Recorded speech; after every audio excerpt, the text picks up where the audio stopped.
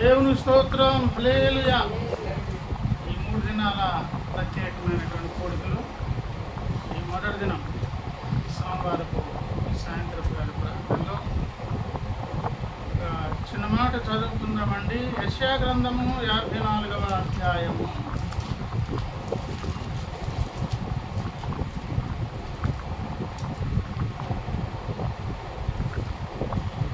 యెషయా ప్రవచన గ్రంథము 54వ అధ్యాయము 11వ వచనం నేను చదువుతున్నానమ్మా, చూడండి. ప్రయాసపడి గాలివాన చేత కొట్టబడి ఆదరణ లేక ఉన్నదానా, నేను నీలాంజనములతో నిన్ను కట్టుదును, నీ కట్టడమును కట్టుదును, నీలములతో నీ పునాదులు వేయుదును, మాణిక్యమణులతో నీ కోటం కొమ్ములను, సూర్యకాంతములతో నీ గుమ్మములను కట్టుదును, ప్రశస్తమైన రత్నములతో నీకు సరిహద్దులు ఏర్పరచుదును. చిన్నమాట ప్రార్థన. దయగలిగిన తండ్రి, వందనాలు. మా సహాయకుడు కనికరించండి. లేఖన భాగం ద్వారా మాకు అవసరమైన కొద్ది మాటలు కుటుంబంతో పాటు చేరువచ్చిన మాకందరికీ అనుగ్రహించండి. అవసరమైన సహాయం అందించండి. దయగలిగిన తండ్రి, మీరు మహిమ పొందండి. మీ దీవెనలు మమ్మల్ని వాకులుగా చేసి ఈ సమయానికి అవసరమైన కొద్ది మాటలు అనుగ్రహించండి. విస్తారమైన మాటలు కాదు, మమ్మల్ని బ్రతికించే 2 మాటలు, ఆదరించే 2 మాటలు, సరిచేసే 2 మాటలు, బాగు చేసే 2 మాటలు మాకు దయచేయండి. ఈ ప్రాముఖ్య సమయానికి ఆటంకకరంగా ఉన్న ప్రతి ఆటంకములు మించిన అధికారమును బట్టి యేసయ్యనామములో ప్రతి ఆటంకమును గద్దిస్తూ పాల్గొను. మా సహాయమునకై దిగిరండి. మాకు అవసరమైన మాటలు అనుగ్రహించి మమ్మల్ని దీవించమని మీరు మహిమ పొందు. యేసయ్యనామమును ప్రార్థించి వేడుకుంటున్నాను. ఆమె. దేవుని స్తోత్రం. ప్రభునందు ప్రియులారా, దేవుని సంఘము అనేదేమో ఒక స్త్రీమూర్తి, ఒక కన్యక. అలాగే సంఘములో ఉన్నటువంటి కోటాన విశ్వాసులను ఒక్కొక్కరిని కూడా మరలా ప్రత్యేక శ్రద్ధతో, దృష్టితో చూస్తారని. ఎందుకంటే సంఘములకు శరీరముతో పోల్చారు కనుక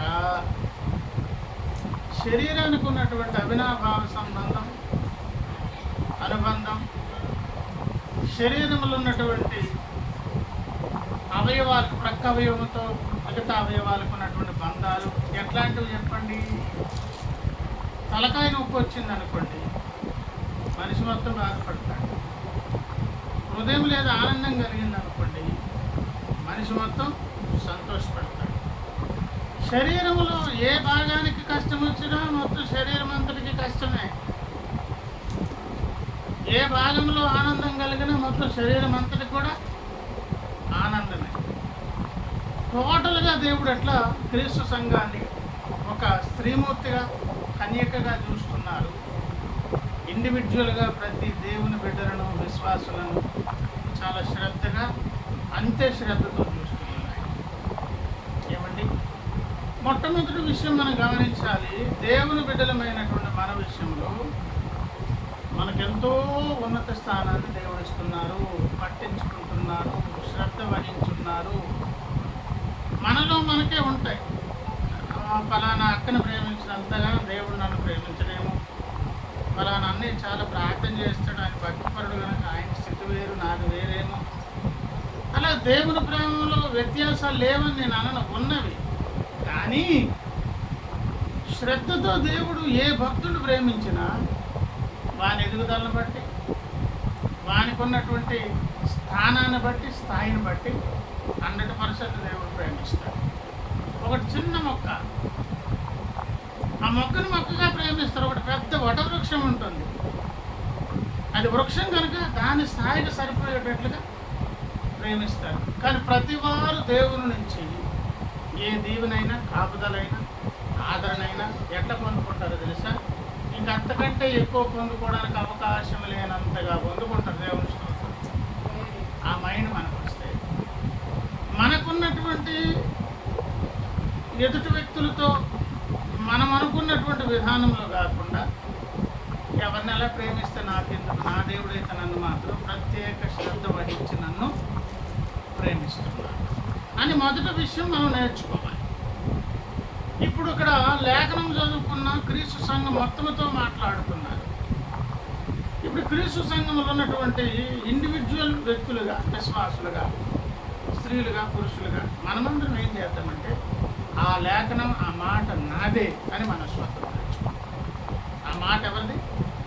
నాదే అనుకోవాలి. ఎవరికి వారు? మనందరిది యూనివర్సల్గా. వ్యక్తిగతంగా ఏం చెప్పుకోవాలి? దేవుడు నాకు ఇచ్చారు ఈ వాగ్దానం, నాకు ఈ ఆదరణ దేవుడు కలిగిస్తున్నారు అని ఎవరికి వారి చెప్పాలి.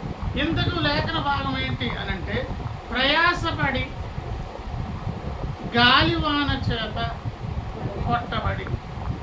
ప్రియులారా, అర్థం కావడం కొరకు ఉపమాన భాషలో మాట్లాడేది ఉన్నది. అది ఒక్కటే అర్థం కాదు. మరలా ఒకవేళ ఉపమానం కొరకు దేవుడు కొన్నిటిని వాడుకున్నా అది ఒకటే అర్థం ఇచ్చే దాని కొరకు కాదు. ఎన్నో అందులో సంగతులు ఉంటాయి. ఉపమాన భాషలో ఒకవేళ అర్థం చేసుకుంటే మన బ్రతుకు జీవితాల్లో 70 సంవత్సరాల క్రితం ఎప్పుడో వచ్చినటువంటి ఒక పెను తుఫాను ఉదుతు రూపంలో విశాఖపట్నానికి వచ్చింది. మనం అందరం ఫేస్ చేసాం. ఎలాగుండింది చెప్పండి? కకావికలం చేసింది. అది ప్రయాణించి వెళ్ళినటువంటి ప్రతి ప్రదేశాన్ని, దానికి దొరికినటువంటి వ్యక్తి ఎవరైనా కానీ, ప్రతి జంతువు, ప్రతి చెట్టు పుట్ట, ఇల్లు, తానున్నవి లేనివి ఏమైపోయింది? కకావికలమైపోయింది. దాదాపుగా కుదుకు వచ్చి వెళ్ళిన తర్వాత ఒక మనిషికి తలకాయ గుండు తీసేస్తే ఉందనుకుంటుందో వైజాగ్ కనిపించింది. కొండలు, చుట్టుపక్కల చెట్లు, చేమలు మొత్తం అన్నీ కూడా వెంట్రుకలు గీసేస్తే ఒక వ్యక్తి తాలూకు తలకాయ ఎలాగుంటుందో గుండులో కనిపించింది వైజాగ్. తర్వాత ఒక 10-15 రోజుల తర్వాత పచ్చగా చిగురించి 1 నెల రోజులు మన చెట్లు చేమలు పెరిగిన తర్వాత మళ్ళీ పచ్చగా కనిపించింది. కనుక ఇక్కడ అంటున్నారు గాలి వాన చేత కొట్టబడి. ఇక్కడ మనం అర్థం చేసుకుందాం, నిజంగా గాలి వాన వస్తే ఎట్లుంటుంది. ఇక్కడ హుదుదుని తీసుకుందాం. ఆ గాలి వాన చేత కొట్టబడినప్పుడు అంటే ప్రయాసపడి. మొదటి విషయం ప్రయాస ఎందుకు చెప్పండి? అటాక్ మనకే జరిగింది కనుక. రెండవ, ఆదరణ లేక ఉన్నదాన. అంటే భక్తులకు ఆదరణ లేదా అని ఒకవేళ ఆలోచన చేస్తే, ప్రియులారా, ఆదరించేటట్లుగా అందరూ అన్ని బంధాలు, బంధుత్వాలు ఉంటాయి అని కలలుగా అంటాం మనం. ఇవన్నీ ఎప్పుడు ఉండవో తెలుసా? నీకు కరెక్ట్గా అవసరం వచ్చినప్పుడు ఉండవు. కలలుగానే పిల్లల్ని ఎత్తుకుని ముద్దాడి కింద మీద పడి చెమట వచ్చి రక్తం వచ్చి కష్టపడి పెంచుతారు పిల్లల్ని. ఈ మధ్య ఒక సోషల్ మీడియాలో ఒక వాట్సాప్ వచ్చింది, కేరళలో జరిగింది. కష్టపడేది పెద్ద అయినా ముసలైనా సంపాదించాడు ఏదో, వీడేమో గాలి తిరుగుతున్నాడు. ఇంట్లో అందరూ ఉన్నారు, చూసారు. అది నేను పెట్టలేదు. ఇంకా అది బాక్సింగ్ కిట్ని కొట్టినట్లు ఆ వ్యక్తిని కొట్టి చంపేశాడు. కన్న తండ్రి కదా, పనికి మాలి డబ్బులు కొరకు అంత దురాగతం చేశావు కదా, నువ్వెంతకాలం బతికేస్తావు? రేపు నువ్వు ముసలుడు బాబా, నువ్వు పిల్లలు కలవా, నీకు ఆ పరిస్థితి రాదు. మనుషుడా, ఏమి విత్తుతున్నావు? ఆ పంట భయం లేదా? సరే, ఈ భూమిని దాటిపోతావు, చనిపోయిన తర్వాత దేవుడు అడగడా? ఎందుకండి అంత స్పృహ లేకుండా ప్రవర్తిస్తున్నారు? ఆ పిల్లోడికి అన్నప్పుడు వాడిని పెంచి పెద్ద చేసిన వారు చదువు సంఖ్య నేర్పించినప్పుడు, వారి కళ్ళ ముందు పెరుగుతున్నప్పుడు ఎన్ని కళ్ళగానే ఉంటాడండి ఆ తండ్రి, తల్లి, వారందరూ.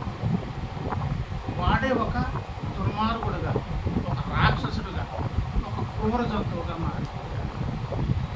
ఆదరించాల్సిన టైంలో తండ్రిని కన్సల్ట్ చేసుకొని తనేదో తన టాలెంట్ ఏదో ఉపయోగించి వ్యాపారము, ఉద్యోగము సంపాదించుకొని ఆ ఆస్తిపాస్తులు నావే కదా ముసలోళ్ళు వెళ్ళిపోయిన తర్వాత అనుకొని వాళ్ళతో ప్రేమగా ఉండి సాధించుకోవాలి కదా. నీకు చేత కానప్పుడు 10 పైసలు సంపాదించలేనప్పుడు ఎవరో సంపాదించింది లాక్కునే హక్కు నీకుంది తల్లిదండ్రులు కాబట్టి. మరి బాధ్యత లేదా నీకు? బాధ్యత దగ్గరకు వచ్చేటప్పుడు సున్నా. సంపాదించింది నాది కదా, ఎవరి కోసం ఇస్తామని లాక్కునేటప్పుడు మాత్రం నీకు హక్కు ఉన్నట. ఎంత అన్యాయం అండి. ఈ మాట చెప్పకముందు ఏమన్నాను? ఆదరణ కొరకు ఎన్నో బాంధవ్యాలు బంధుత్వాలు కనిపిస్తాయి. బాగున్నప్పుడు మీకు అవన్నీ బాగున్నట్టు కనిపిస్తాయి. ఒక కాలంలో, ఒక నడుమంగు, ఒక వయసు దాటు, ఒక అవసరం ఏర్పడు, ఒక రోగానికి వచ్చి ఒక మంచాన పడితే అప్పుడు ఈ బంధువులు, భార్యలు సంగతి భర్తలకు తెలుస్తాయి, భర్తల సంగతి భార్యలకు తెలుస్తాయి, పిల్లల సంగతి తల్లిదండ్రులకు తెలుస్తాయి, తల్లిదండ్రుల సంగతులు పిల్లలకు తెలుస్తాయి, స్నేహితుల సంగతి తెలుస్తాయి, చుట్టుపక్కల సంగతి తెలుస్తాయి, పదే మందరి అవసరాలు తీసుకున్నటువంటి వారి సంగతులు తెలుస్తాయి. ఈ బంధుత్వాలన్నీ పెట్టడంలో ఉద్దేశం ఏంటో తెలుసా?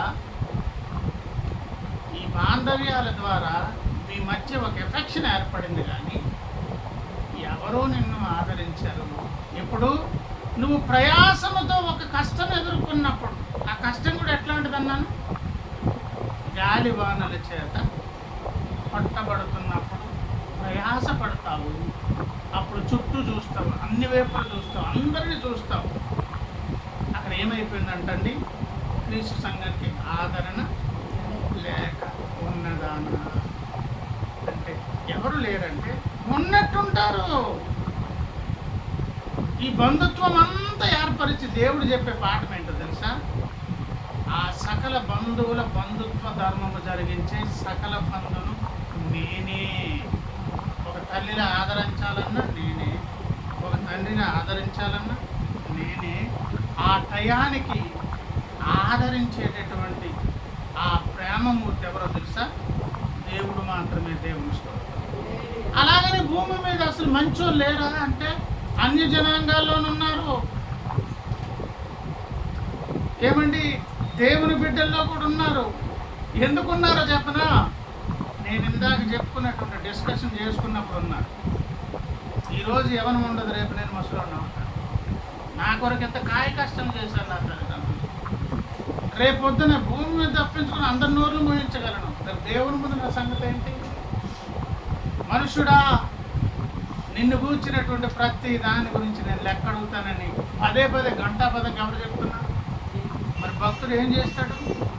అడుగడుగున ప్రతి విషయంలో ఒక మాట అందామన్నా, ఒక పని చేద్దామన్నా, ఒక తప్పు ముందుకు వెళ్దామన్నా కళ్ళ ముందు ఏం కనిపిస్తుంది?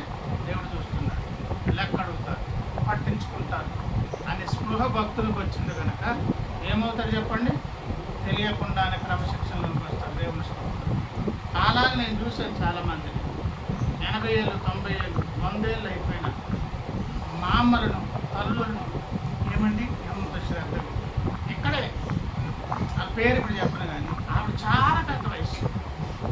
ఎంత చక్కగా ఒక రూమ్ ఏర్పాటు చేసి ఆవిడకు అవసరమైనటువంటి ఆ కూల్ అట్మాస్ఫియర్, ఒక ఫ్యాన్ అనేది, ఇలా కూలర్ అనేది, అప్పుడు ఏసీ అయితే లేదు, కానీ తనకు అనుకూలంగా మంచి వెంటిలేషన్ వచ్చేటట్లుగా ఆవిడ ఎట్లా తెలుసా? ఫుల్ హెయిర్, తెల్లని వైట్ హెయిర్, గ్రే హెయిర్తో ఆవిడ ఉండి ఎలా చీరలు తెలుసా? ఈ రోజు కడితే రేపు మళ్ళీ వేరే చీర, అంత పొందిగ్గా కాటన్ చీరలు కట్టుకుంటూ ఎంత శ్రద్ధగా చూసుకుంటున్నారు. అలాగే అంతనగర్ ప్రాంతంలో భక్తులు చూశారు.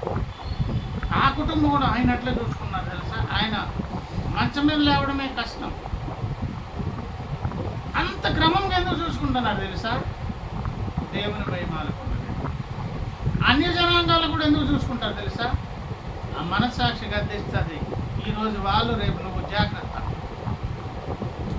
కనీసం కామన్ సెన్స్ అనేది ఒకవేళ ఎవరికైనా ఉంటే, మానవత ధర్మంగా ఒకవేళ ఆలోచన చేస్తే మనకేం పుడుతుందో చెప్పండి? తప్పకుండా మనం విత్తేది మంచిదైతేనే రేపు పంట కూడా ఏం వస్తాం? మంచి పంటకు వస్తాం. దేవుడు ఎన్ని ఉన్నాయి, అందరం ఉన్నా. ఇప్పుడు వాళ్ళకి ఆ మంచి మనసు ఉన్నది అంటే దేన్ని బట్టి ఉన్నది చెప్పండి? ఇప్పుడు ఆ దేవుడు కలిగించిందే. దేవుని వాళ్ళ భయం పుట్టింది, లేకపోతే ఆ రకంగా ఆలోచన చేస్తున్నారు. దేన్ని బట్టి చెప్పండి? మనస్సాక్షిగా అర్థిస్తుంది, బోధ వింటున్నారు, ఏసేని గురించి తెలుసుకున్నారు. తెలియకుండానే ఏం కలుగుతుంది? ఏ మంచి కలగాలన్నా, ఎవరి ద్వారా మనం ఆదరించబడాలన్నా ఆదరించేది ఎవరు చెప్పండి? దేవుడే. దేవుని స్తోత్రం. హల్లెలూయా. ప్రభునందు ప్రియులారా, ఇక్కడి నుంచి చిన్న మాట చెప్పుకుందాం. అలా ఉన్న సందర్భంలో దేవుడు అంటున్నారు, నేను నీలాంజనములతో నీ కట్టడమును కట్టుదును, నీలములతో నీ పునాదులు మాణిక్యమణులతో నీ కోట కొమ్ములను, సూర్యకాంతములతో నీ గుమ్మములను కట్టుదును. ప్రశస్తమైన రత్నములతో నీకు సరిహద్దులు. ప్రభునందు ప్రియులారా, ఈ మాట అన్నది ఎవరు? దేవుడు అన్నారు. ఎవరితో అన్నారు? భక్త జనాంగంతో అన్నారు. ఎవరైనా మాట తప్పిపోవచ్చు. ఆడిన మాట తప్పేది ఎవరి దగ్గరే ఉంది?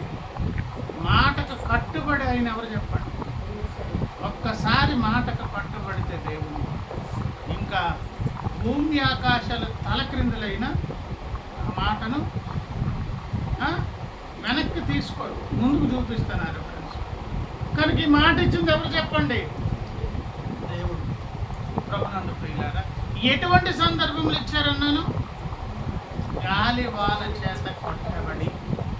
ప్రభునందు ప్రియులారా, ఈ గాలివాన అనేది ప్రత్యేకంగా దేవుడు ఏర్పాటు చేసింది, లేదా ఈ సముద్రం అని, ఈ జలాలని, ఈ మహాసముద్రపు జలాలని పదే ఇందాక అన్నాను.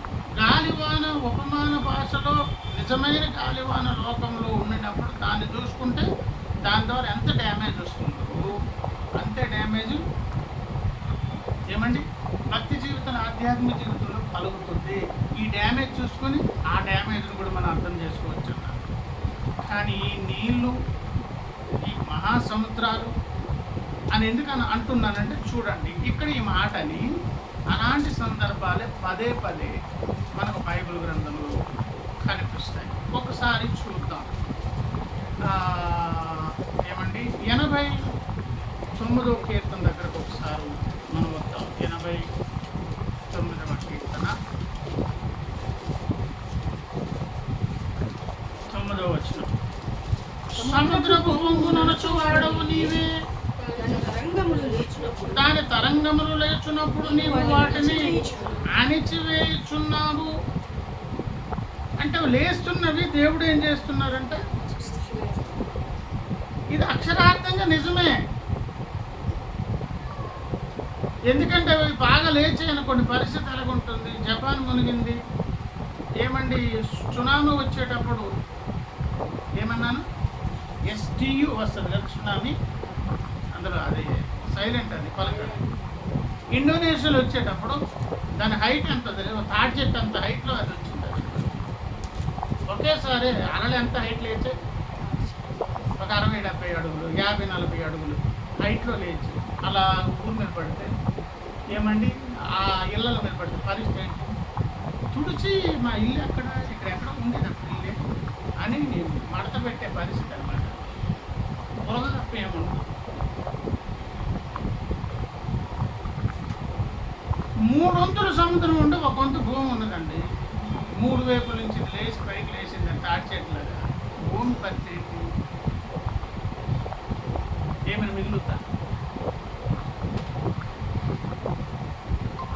ఏమైనా మిగులుతుందా? మిగలదు కదా. కనుక ఇక్కడ అప్పుడప్పుడు ఏమి జరుగుతుందంటే, సముద్రపు పొంగు అనుచు వాడవు, దాని తరంగములు లేచున్నప్పుడు నీవు వాటిని. ఇప్పుడు అది లేవడం ఉన్నది, దేవుడు అనిచే కార్యక్రమం చేస్తున్నారంటే, మళ్ళీ చెప్తున్నాను, అక్షరార్థంగా ఆ పని కూడా ప్రకృతిలో జరుగుతుంది. మనకు తెలియదు ఆ సంగతి. ఎన్నిసార్లు లేచిందో, అసలు భూమి లేకుండా దాన్ని మడత పెట్టేద్దాం మన పరిస్థితి ఎన్నిసార్లు జరిగిందో, ఎన్నిసార్లు దేవుడు దాన్ని అనిచారు మనకు తెలియదండి. ఈ పాఠం ఏమన్నాను? నిజంగానే ప్రకృతిలో జరిగే సంభవము. నిజంగా ఎక్కడ జరిగింది అది? నోవాకి ఇచ్చారు దేవుడు మాట. ఆ మాటను మనకు యోగ గ్రంథంలో మళ్ళీ ఒకసారి చూడండి. యోగ గ్రంథము 38వ అధ్యాయము.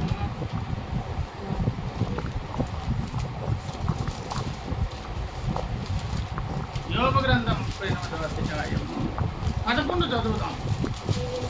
నీవు ఇంతవరకే గాని మరి దగ్గరకు రాకూడదనియు, ఇక్కడనే నీ తరంగముల పొంగు అనపబడుననియు నేను చెప్పినప్పుడు నీవు అని యోగనతో మాట్లాడుతున్నారు దేవుడు. క్షమించాలి. అప్పుడు వచ్చారు దేవుడు వచ్చి యోగనతో ఏమంటున్నారు? నేను ఒకనాడు జలరాశులతో మాట్లాడి నువ్వు ఈ హద్దు దాటి రావద్దు, వస్తే ఊరుకో, ఎంతవరకు రా, నువ్వెంత తాడి చెట్టు కాదు 10 తాడి చెట్లు ఎత్తు, ఎక్కడి వరకు వచ్చి వెనక్కి వెళ్ళి ముందుకు వస్తే ఒప్పుకోవచ్చు అని ఎవరన్నారు? అలాగే నేను ఏమండి సముద్రములతోనూ అగాధ సముద్రములతో నేను మాట్లాడినప్పుడు ఉన్నావయ్యో అని ఎవరు అడుగుతున్నారు? దేవుడు అడుగుతున్నారు. ఇప్పుడు ఆ సందర్భం మనకు అనవసరం. మొత్తానికి దేవుడు దేంతో మాట్లాడారు చెప్పండి? అంటే అక్షరార్థంగా ప్రకృతిలో ఇది పదే ఆ పని చేస్తుందా చేయదా? ఆ చేసే పని ఉన్నది, దేవుడు దాన్ని గద్దించే కార్యక్రమం చేస్తున్నారు. ఏమ్మా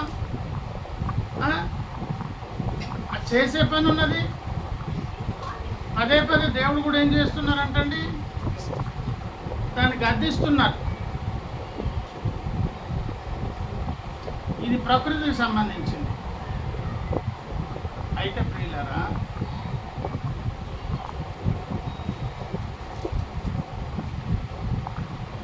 ఇంకొక అర్థం ఏంటి చెప్పండి? ఈ గాలి తుఫాన్లు, ఈ సముద్రాలు, ఈ తాపాలు, ఇవన్నీ కూడా దేనికి సంబంధించినవి?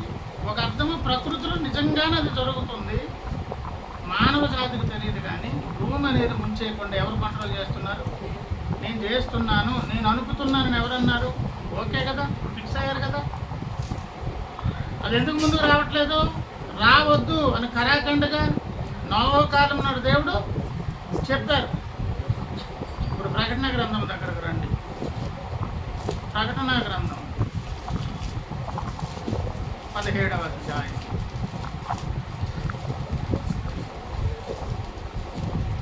మొదటి నుంచి ఆ 7 పాత్రలను పట్టుకుని ఉన్న 7 దేవదూతలలో ఒకడు వచ్చి నాతో మాట్లాడి ఇలాగూ చెప్పారు, నీవు ఇక్కడికి రమ్ము, విస్తార జలముల మీద కూర్చున్న మహావేశకు చేయబడు తీర్పు నీకు. ఏమి జలములు? విస్తారమైన జలములు. ఇప్పుడు 15. మరియు ఆ దూత నాతో ఇలాగూ చెప్పిన, ఆ వేశ్య కూర్చున్న చోట నీవు చూచిన జలములు ప్రజలను, జన సమూహములను, జనములను, ఆయా భాషలు మాట్లాడు వారిని. ఇప్పుడు జలాలు ఎవరికి సూచన? సకల మానవ జాతులకు సూచన. ఈ జలములు, సముద్రముల గాలి జలములు దేనికి సూచన? సకల జాతుల ప్రజలకు సూచన. అంటే ఇప్పుడు సముద్రాన్ని మనం ఏమనుకోవాలి? మానవ ప్రపంచం. దాన్ని ఎక్స్ప్లెయిన్ చేస్తాను. ఆరిన నేల కలుగును కాక అని దేవుడు చేసేటప్పుడు ఈ నేల ఎక్కడి నుంచి వచ్చింది? సముద్రంలో నుంచి వచ్చింది. సముద్రంలో అది కూడా మునిగే ఉన్నది.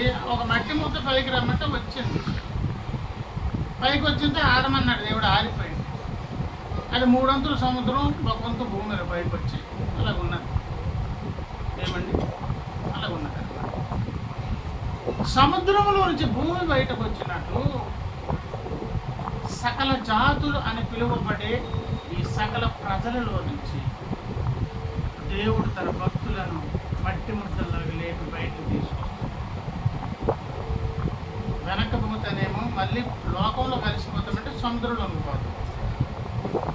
ఒక రక్షణ పొందాడంటే అగాధ సముద్రం నుంచి బయటికి, అగాధ సముద్రం నుంచి భూమి బయటకు వచ్చినట్లు దేవుని సంఘం లోకం నుంచి బయటకు వచ్చింది. ఆ వచ్చినటువంటి సంఘాన్ని ఆ ప్రకృతిలో ఉన్నటువంటి సముద్రము కబలించాలనుకుంటుంది. ఆ ప్రకృతిలో సముద్రమునకు పోలికగా ఉన్న సకల జాతుల ప్రజలు కూడా కబలించాలనుకుంటున్నారు. ఆ ప్రజలను కానీ, ఈ మాట వినండి, ఆ సముద్ర జలాలను కానీ రెచ్చగొట్టి రేపి దేవుని ప్రజల మీద దాడి చేసే విధంగా కార్యాలు చేసేది ఎవడో తెలుసా? దుష్టుడు, వాడి దగ్గర ఉన్న సైన్యాలు. మీరు ఓల్డ్ సందేశాలు ఏమైనా ఒక 7 వింటే నచ్చుతుంది. ప్రవక్తన్నాడు కాబట్టి మనకన్నీ దొరికేస్తుంది. ప్రతి పెను తుఫాను, సునామీ ఇతరత్ర ఈ ప్రకృతి వైపరీత్యాల వెనకాల కంపల్సరిగా దుష్టశక్తుల ప్రభావం. ఆ జనాల్ని మళ్ళీ దేంతో పోల్చారన్నాను? సకల జాతుల. ఈరోజు క్రీస్తు అన్న, క్రీస్తు బిడ్డలన్నా ఒక ద్వేషము, క్రూర ద్వేషం ఎందుకు చెప్పండి ప్రజలకు?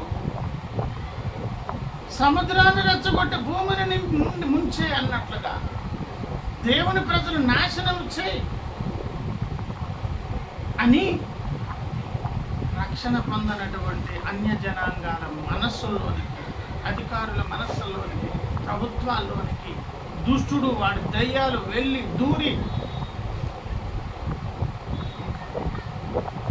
ఏమండి ఆదరణ లేని అనాథలాగా దాడులు ఎవరి మీద చేయిస్తున్నాడు? ఇప్పుడున్న చికాకులు పోవాలని మనం ప్రార్థనకు కోరుకుంటున్నాం. అందరం తెలుసుకోవాల్సిన పాట, ప్రకృతి వైపరీత్యాల వెనకాల దయ్యంగాడైన సాతానుగాడి ప్రమేయం ఉంది. ఏ దయ్యాన్ని పంపిస్తే తుఫాను పుట్టిస్తారు, ఏ దయ్యాన్ని పంపిస్తే సునామీ పుట్టిస్తుంది, ఏ దయ్యాన్ని పంపిస్తే కుటుంబాలు కలహాలు వస్తాయి, ఏ దయ్యాన్ని పంపిస్తే అప్పటి వరకు బాగున్నటువంటి శత్రువుగా మారిపోతారు, ఏ దయ్యాన్ని పంపిస్తే దురలవాట్లకు వెళ్ళిపోతారు, ఏ దయ్యాన్ని పంపిస్తే ఆ రాజ్యం పాడైపోతుంది. అన్ని కోట్ల దయ్యాలు పెట్టుకొని ఏర్పాట్లన్నీ పెట్టి వాడి దాడంతా ఎవరి మీద చెప్పండి?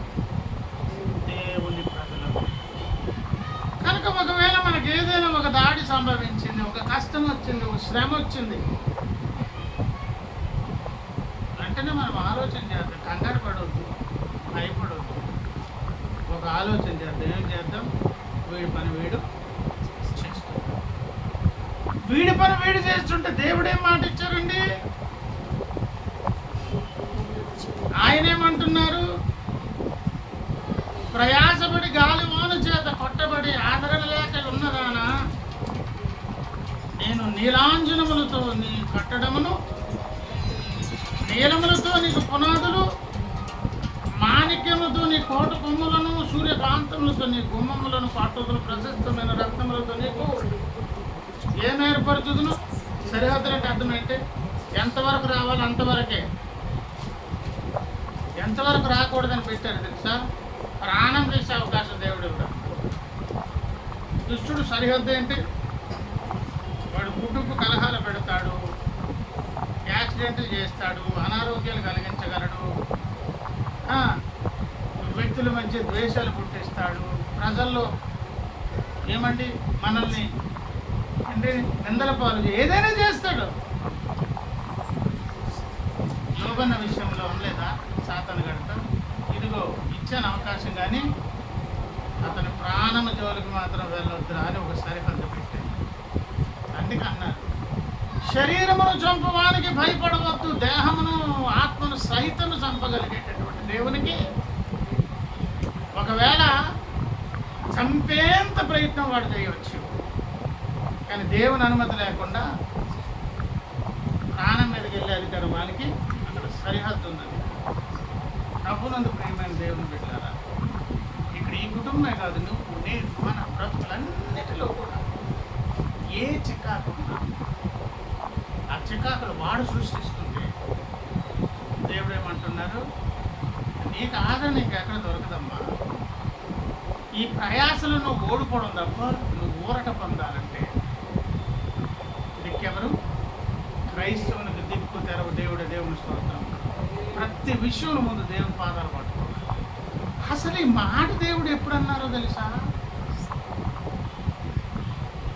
ఎప్పుడు అన్నారంటే ఆ మాట చూడండి. ఆ మాట అనక ముందు ఒక వాగ్దానం చేస్తున్నారు. పర్వతములు తొలగిపోయినను, మెట్టలు తత్తరిల్లినను, నా కృప నిన్ను విడిచిపోదు. సమాధాన విషయమైన నా నిబంధన తొలగిపోదు. అది నీ యందు జాలిపడు యెహోవా అని చెప్పి ప్రయాసపడదానా అని పిలుస్తున్నారు. దుష్టుడు ఈ పనులు చేస్తూ ఉంటే ఆయన అంటున్నారు, వాడి దెబ్బకు పర్వతాలు తొలగిపోవచ్చు, మెట్టలు తత్తరిల్లొచ్చు, వికాలంగా చేసి అందరిని భయపెట్టవచ్చు. మీరు భయపడరు. సమాధాన సంబంధమైన నిబంధన మీతో చేశారు. మీకు ఇప్పుడు ఒక డౌట్ రావాలి, అసలు నిబంధన దేవుడు జలాలతో చేశారా మనతో చేశారా? అక్కడ అన్నారు, అగాధ సముద్రముల జలములతో నేను ఈ హద్దు దాటి మీరి రావద్దు అని నేను అన్నప్పుడు నువ్వు అక్కడ ఉన్నావా యోగు అని దేవుడు అన్నప్పుడు దేనిని హద్దు నియమించి దేంతో మాట్లాడాడు దేవుడు?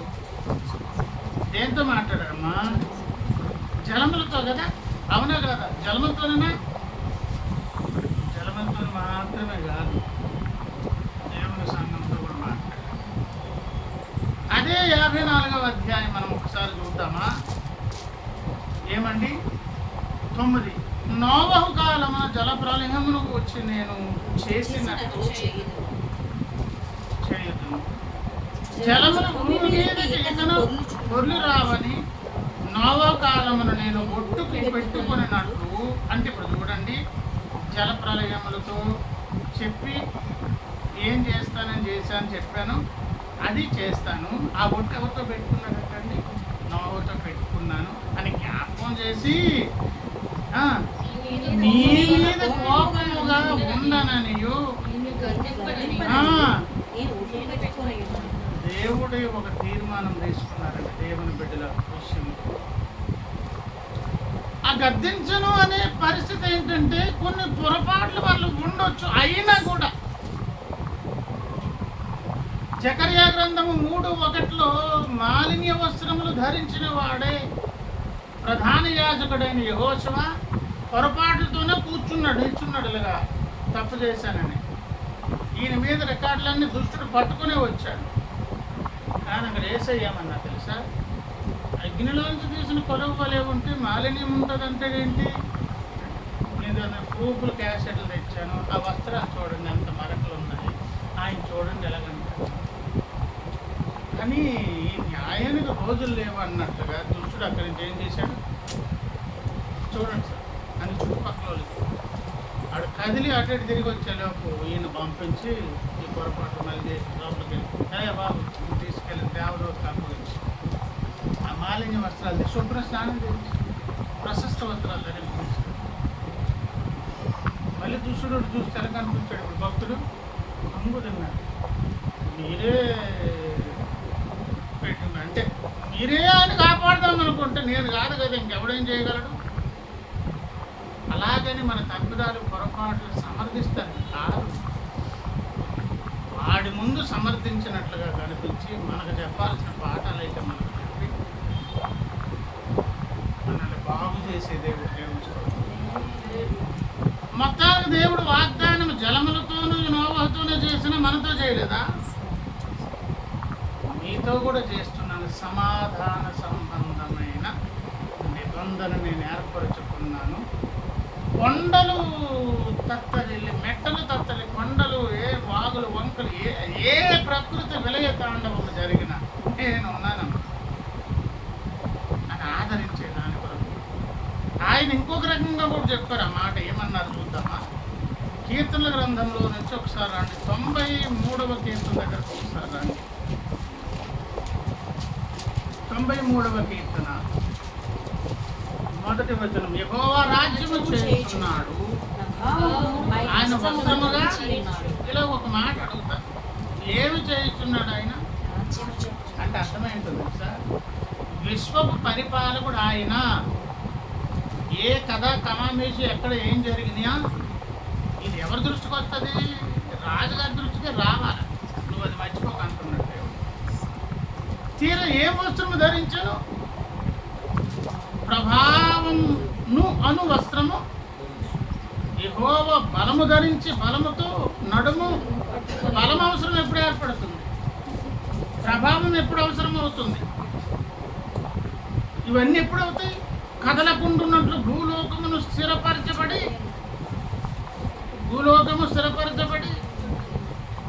ఎందుకంటే ఆయనకు బలం ఉన్నది, ప్రభావం ఉన్నది, ఆయన పరిపాలకుడు, ఆయన రాజు అని తను పరిచయం చేసుకుని ఎన్నో విషయాలు చెప్పి ఒక మాట అంటున్నారు. 4, విస్తార జలముల ఘోషల కంటెను, బలమైన సముద్ర తరంగముల ఘోషల కంటెను ఆకాశమునందు. అంటే అర్థం ఏంటి? ఇవి ఎన్ని రానివ్వండి, వీటన్నిటిని ఇలా చిటికిన వేలతో కాలిగోటతో కంట్రోల్ చేసే శక్తి ఎవరిదంటే అక్కడికి వచ్చే మన దేవుని స్తోత్రం. ఈ రాత్రి వేళ మనందరికీ దేవుడు అనుకున్నాడు. ఎందుకమ్మా ప్రయాసపడి ఆదరణ లేనట్లుగా భయపడతావు? వద్దు, భయపడాల్సిన పని నేను ముందే మాట ఇచ్చాను. సమాధాన సంబంధ నిబంధన. అసలు నేను ఎవరినో తెలుసా? వీటన్నిటికంటే బలవంతుడు. వాడేదో చేస్తాడు, తాత్కాలిక సుఖమ సంతోషం అనుభవిస్తూ ఏదో వెలగబెట్టాను అనుకుంటాడు. కానీ మీ అందరి తాలూకా యోగక్షేమాలు మంచి చెడ్డలు నేను అందుకే ప్రారంభంలో అన్నా, ప్రతి వ్యక్తి ఏమనుకోవాలి? అపారమైన 100% ప్రేమతో దేవుడు నన్ను ప్రేమిస్తున్నాడు, పట్టించుకుంటున్నారు, నా కొరకు ఆ ప్రొటెక్షన్ ఇచ్చారు, నాకు ఆ సరిహద్దులు ఏర్పరిచారు. తప్పకుండా నా ద్వారా పొరపాటు జరిగితే వాడి ముందు సిగ్గుమానేవాడు. నాకు దుష్టుడి ముందు నా తప్పు, పిల్లలు తప్పు చేసాను ఒప్పుకోడు. ఆవిడ వెళ్ళిపోయితే గద్దింపేది ఇంట్లో తీసుకొని గద్దించారు. దుష్టుడు వచ్చినప్పుడు ఆయన ముందేమో అగ్నిలో తీసిన కొరవు వలె అన్నారు. వాడు పోయిన తర్వాత నువ్వులకి ఇలా చేస్తాడు నాన్న అని లోపల తీసుకెళ్ళి గద్దించి బుద్ధి చెప్పి పరువు బయట వాళ్ళ దగ్గర తీయడు దేవుడు, పరాయి వాళ్ళ దగ్గర తీయడు, దుష్టుడు ముందు తీయడు. మనతోనే వ్యక్తిగతంగా మాట్లాడి మనకే ఒప్పింపజేసి మనకు మేలు అటువంటి దేవుణ్ణి మనం కలిగి ఉన్నాం. దేవుని అయితే మొత్తానికి చికాకులన్నిటికీ కారణం ఎవరంటండి? ఎవరు? వాడి సైన్యం. వానికంటే దేవుని సైన్యం ఎంత, దేవుని శక్తి ఎంత. ఆ దేవుని శక్తి ముందుకు వెళ్దాం. దేవుని పాదాలు పడుతున్నాం. మాకు వాగ్దానం చేసావు తండ్రి, మాలో పొరపాటు ఉంటే క్షమించండి, మెట్టుకైతే నీ పిల్లలు అనే స్వాతంత్రంతో దేవుని ముందుకు వెళ్తాం. దేవుడు మనకు ప్రేమించు.